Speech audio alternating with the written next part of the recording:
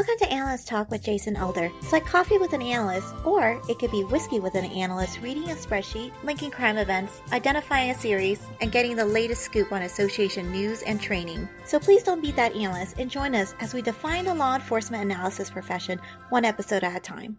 How we doing, analysts? Jason Elder here with another LEA podcast deep dive, research remix with Jamie Roush. Jamie, how we doing? Doing great, Jason. So before we get into our topic today, we're mostly through the college football season now. Are you okay with Florida State? Because they started out hot and then they went not. Yeah, it's been a tough season for Florida State, but we'll see what happens in the next couple games. We still have a few more, including the Sunshine Showdown against the Florida Gators, so we'll see what happens. Yeah, I do feel that it was a little bit of a tease. That Alabama game, that first game of the season was such a tease because they came in so flying high. They're like the first 3 or 4 games. Oh yeah, it was definitely a tease for all of us, I can tell you. Still potentially bowl eligible, looks like. Again, a couple more games for the rest of the season, so we're just kind of hoping to get into the postseason with at least a good bowl game. So. All right, very good. All right, what are we talking about today? So today, Jason, we're going to throw it back to the spatial element of crime that we've talked about again on some of the previous research remixes. And we're going to talk about whether the spatial element of crime is correlated to felonious battery of police officers. We're going to really answer this kind of question of, does the physical landscape play a role in battery and assault of police officers and law enforcement officers? So as obviously all of us know, law enforcement officers by their nature encounter these situations where they're tasked and face a lot of risk, and in a lot of cases, non-accidental injury. Again, there's lots of reasons for that: aggression towards police, natural use of force incidents. And while the research in the past in both of those areas has really focused on offender and officer characteristics that give rise to non-accidental injuries of officers, there's been very little research that's actually focused on the physical landscape. And are there specific spatial elements across the landscape, essentially, that give a higher probability of assault and battery on a law enforcement officer? So in 2014, Joel Kaplan and Piza and others kind of explored the environmental characteristics of where this type and this very specific type of violence occurs. They looked specifically at kind of areas for violence that are often more narrow or kind of like small spaces, like housing complexes with alleyways, which can then decrease the distance between an offender and an officer. They looked at abandoned structures and unlocked facilities and secure shelters, places that could potentially give rise to ambushes, which end up in battery and assault on law enforcement officers. And then they often just looked at regular locations with just a high crowd density, people that are in very tight quarters and very, very tight spaces, often places like bars and nightclubs. And so what the research team did is they used data from the Chicago Police Department, specifically related to assault and battery with a firearm that was directed towards law enforcement officers. And they started focusing in on kind of these particular types of areas. And they found essentially that there are places that are risky facilities, which we often have heard from problem-oriented policing as well. But they also looked at things like data on foreclosures, data on abandoned buildings, code enforcement locations, areas where there is a limited amount of street lighting. And essentially, they kind of focused in on looking at, are there a series of characteristics that give rise to these types of assault and batteries? Now, what's really interesting about this is that for those of us who have done this work for a long time, we know that crime prevention through environmental design, or CPTED, is a very big part of being able to prevent crime or working towards prevention of crime. So what the research team found in reviewing this data and looking at these geographic characteristics is that they found essentially that in this order, foreclosures or problem buildings, again, those ones with large code enforcement unsecured properties, bars, schools, gang territories or gang affiliated locations, apartment communities, and liquor stores pose the highest risk and kind of the highest probability of finding assault and batteries at these particular locations. Now, it's probably not uncommon for most of us to think about it, but the idea is that the researchers noted that when you take these locations, these risky type of facilities, and you intersect characteristics like dim lighting, poor lighting, alleyways, street corners, things of that nature, that it obviously is a higher probability of the ability to have an assault and battery on a law enforcement officers. They said that essentially some of these locations, not surprising, the unsecured buildings, the problem buildings and the foreclosures are often locations with no governance, no one to watch them, to protect them. And essentially that is one of the conclusions that they drew that kind of led them to say, essentially, those are probably locations that are the highest for these types of risk as well. Now, for the analysts who are listening today, they also added in the temporal component, which all of us focus in on when we look at space. We look at space and time together, and they focus in on saying that there are specific times in which officers respond to calls for service or CAD runs at these risky locations that also correlate to a higher probability. The 2 a.m. closure of a bar, for example, is going to be a compounding factor to giving rise to assault and battery on law enforcement officers. So there's a lot there. I guess my first thing that I'm thinking of is it reminds me of routine activities theory, and that's where my head was going because it seems like in some of those situations, it might seem odd to say that an officer doesn't have a capable guardian. But in some of the theory with routine activities, the lighting, the spacing, that deals directly with routine activities. It's dealing with that idea that there's certain situations that there is this absence of a capable guardian. Yeah, and essentially bringing rise to a crime, and in this particular case, a very violent one that is then directed towards those law enforcement officers, again, for various reasons, whether it's just natural aggression or, again, a person that has a disdain for law enforcement or someone who is prepared to actually ambush a law enforcement officer. There's many different scenarios in which those things give rise. But to your point, absolutely, there really isn't a guardian in those situations. And that's essentially what creates this type of harm for law enforcement officers as well. Yeah. My second thought is some of those types of situations that you listed, those might not necessarily be part of the analyst's database, right? I mean, obviously, you're going to have your liquor stores, right? Or your bars, you might have that. But some of these either condemned buildings or problem buildings, it might not be described that way. So you're just going to get an address and you might not have the particulars of that address there to categorize it as one of those high threat locations as described in the study. Yeah, Jason, I think that's a really important point. And one of the reasons why I thought this study was important to bring to this particular podcast is that it really is a call for analysts to start thinking about non-traditional data sets that are spatial in nature. In some of the previous research remixes, we've talked about non-traditional data sets, again, for workload or other types of things. But this is really a call to start thinking about your inventory of your spatial data. And do you really have a good handle on all of your jurisdiction's risky facilities? Is that data being updated on a regular basis so that when you're looking at this kind of data, you have the ability to do modeling and being able to provide insights about these particular locations? To me, I think this is really important.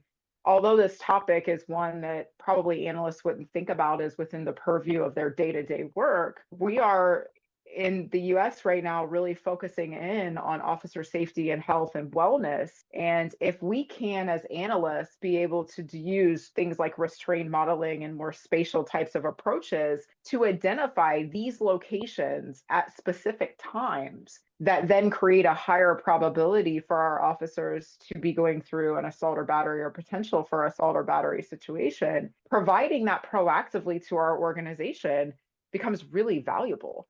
And is something that then the organization can consume and say, hey, maybe we change our call protocol at this type of facility at this time of day. And you create some of these kind of what we call alternate response plans. And I think that becomes really, really valuable for organizations as well. I think one of the criticisms that people would say is that most agencies, a lot of officers would say, well, I know that these are places that I potentially can be more harmed or have a non-accidental injury. But I think within the data, we always find insights that maybe correlate things in a way that not everybody would have thought that location at that time of day. And again, that's where analysts have the ability to really kind of put that data forward with this mindset of kind of the officer safety, wellness, and health approach moving forward. Yeah. And this is also a great opportunity to help out the dispatchers as well, the 911 dispatchers, because this is obviously information that they should know and be aware of. Yeah, I mean, I think it can inform CAD systems, right? You can create additional, almost every major CAD system has the ability to create additional flags. This is another data source essentially that can help with that flagging that then does alert the dispatcher as well. But I also think from a dispatch perspective, it really gives value to dispatchers being able to say at this time of day in this type of facility, I might have to not only send additional officers, but if it breaks bad, what is our protocol going to be and how are we going to adjust to send more people to these locations, right? So it's kind of more of like this idea that dispatchers can proactively be aware that if something does go wrong in a situation like this, is if you do have an assault or battery on a law enforcement officer, that this is what our protocol is specifically going to be for that, for these type of facilities as well. Yeah. It almost seems like it's almost the two extreme situations. It's scenarios where we talked about the lighting or just a problem buildings, something where it would just be maybe the officer on their own. And then there's the other extreme where it might be a bar or a school where there might be a lot of people on there and you're dealing with more maybe uprising type of scenario there. So it seems like it's the both extremes that got covered in this study. Yeah, what I like about that too, and again, I think this is really important for the analysts listening, is that, if you're taking this data and you are proactively looking at it and saying, is there a higher probability potentially of officer assault and battery at these locations? You also can create a priority system of the output of the analysis that you create to say, these are priority ones. These are the most risky facilities, and these are the most risky times for this type of behavior activity. But then you can also say, this is the least as well.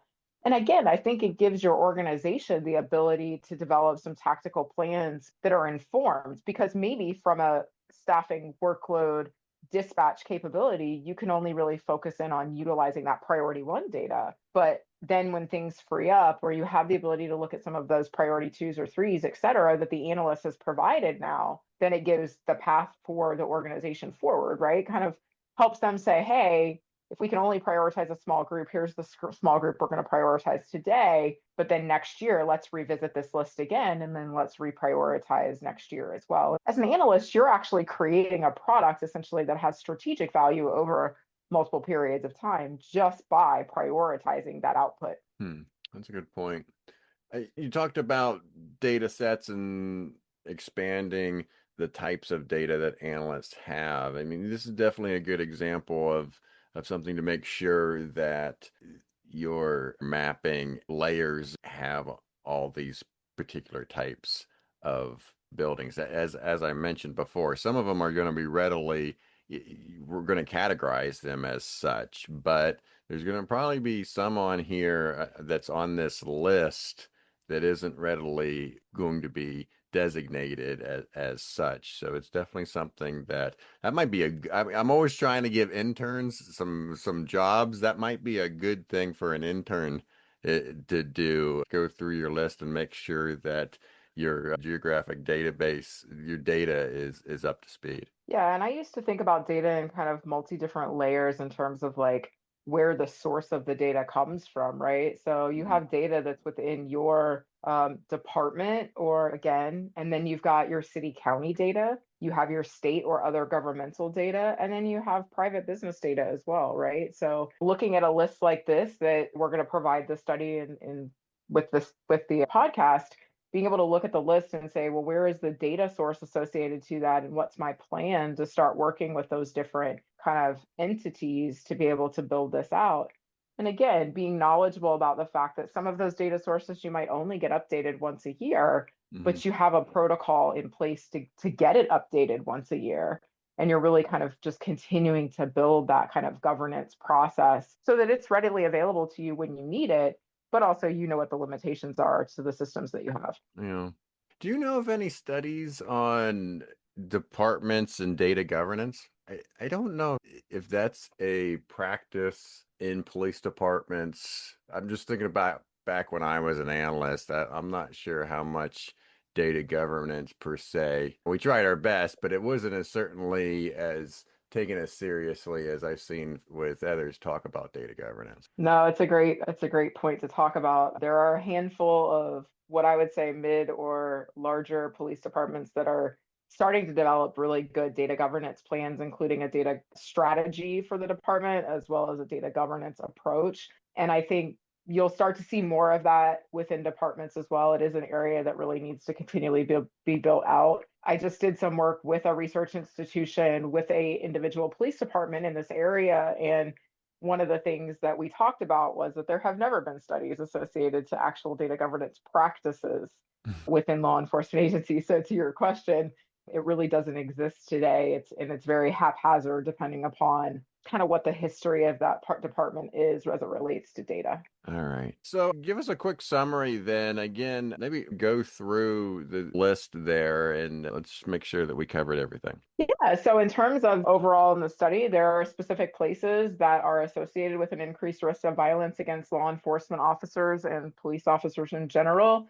As analysts, I think it's really critical to be focusing in on data that you have to basically take what the study found, which again are a lot of foreclosures, problem buildings, bars, schools, liquor stores, apartment communities, and being able to look at your own data and see whether or not you have specific locations and times that potentially give rise to this type of behavior. Also, being able to look at those facilities across your entire jurisdiction and kind of providing a list to your department proactively, letting them know that the possibility of having these types of batteries and assaults to law enforcement officers at these facilities is there, and to at least consider a tactical and or a call response approach to dealing with these particular locations as well. And again, as analysts, really focusing in on making sure you have the data available to do this type of analysis, and then being forward thinking and being proactive to provide it to your organization. Again, in a time when law enforcement agencies are really focused in on officer safety, health, and wellness as well. All right, Jamie, appreciate the information as always. And for the listeners, as Jamie mentioned, we will put a link to the study in the show notes. And if you have used this data or have something to add, please reach out to us at leapodcasts@gmail.com or find us on LinkedIn, Facebook, X, and give a comment there as well. All right, Jamie, as always, thank you so much, and you be safe. Thanks, Jason. Thank you for making it to the end of another episode of Analyst Talk with Jason Elder. You can show your support by sharing this and other episodes found on our website at www.leapodcasts.com. If you have a topic you would like us to cover or have a suggestion for our next guest, please send us an email at leapodcasts@gmail.com. Till next time, analysts, keep talking.